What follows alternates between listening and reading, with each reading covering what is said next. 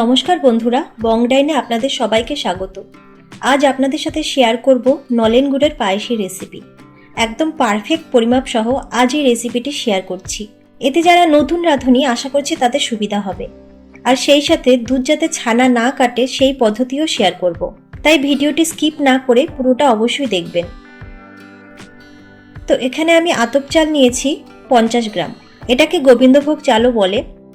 নলেন গুড় নিয়েছি 150 গ্রাম। দুধ এখানে নিয়েছি 1 লিটার। দুধটা আমি খুব ভালো করে জাল দিয়ে নিচ্ছি।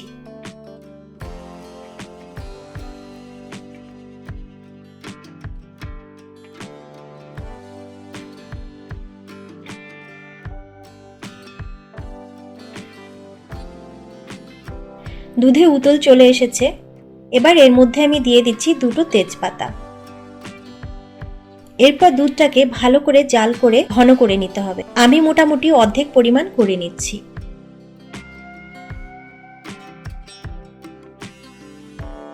দুধের পরিমাণ অর্ধেক হয়ে গেছে।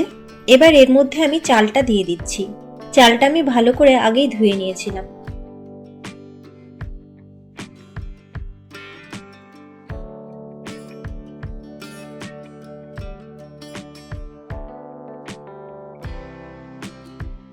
চাল দুধে দেবার পর অনেক সময় এক জায়গায় দলা দলা হয়ে যায়, এজন্য ভালো করে নাড়িয়ে চাড়িয়ে আমি একটু মিশিয়ে নিচ্ছি।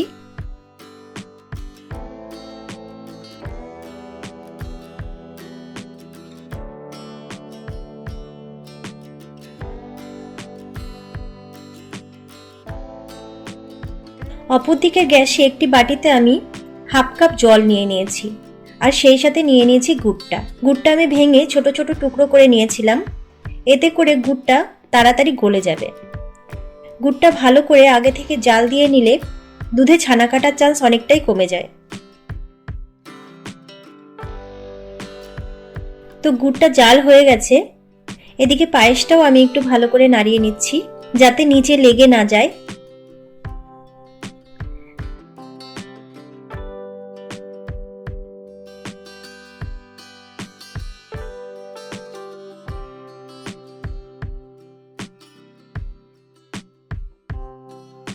চালটা একটু আপনাদেরকে দেখিয়ে দিই, অনেকটাই নরম হয়ে গেছে। আর 5 মিনিট মতন আমি দুধটা ফোটাবো।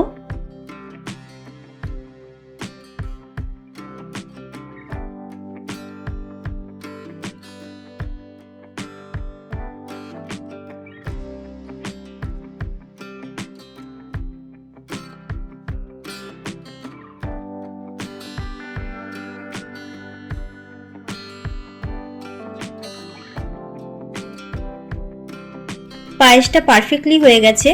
এবার আমি গ্যাসটা বন্ধ করে দেব।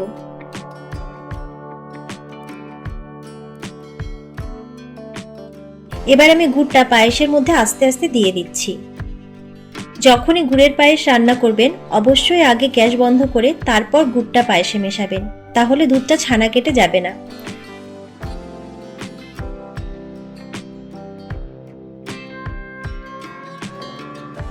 ভালো করে গুড়টা পায়েসের সাথে মিশিয়ে নিচ্ছি আমি। এখানে আমি 150 গ্রাম মতন গুড় নিয়েছিলাম, তবে যদি আপনারা বেশি মিষ্টি পছন্দ করেন তাহলে 200 গ্রাম মতন গুড় নিতে পারেন।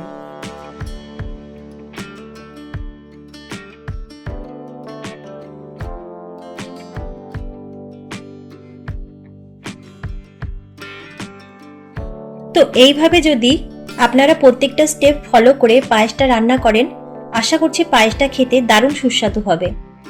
রেসিপিটি যদি ভালো লাগে তাহলে লাইক শেয়ার করবেন, আর সেই সাথে চ্যানেলটি সাবস্ক্রাইব করে পাশে থাকবেন। ভালো থাকবেন, সুস্থ থাকবেন।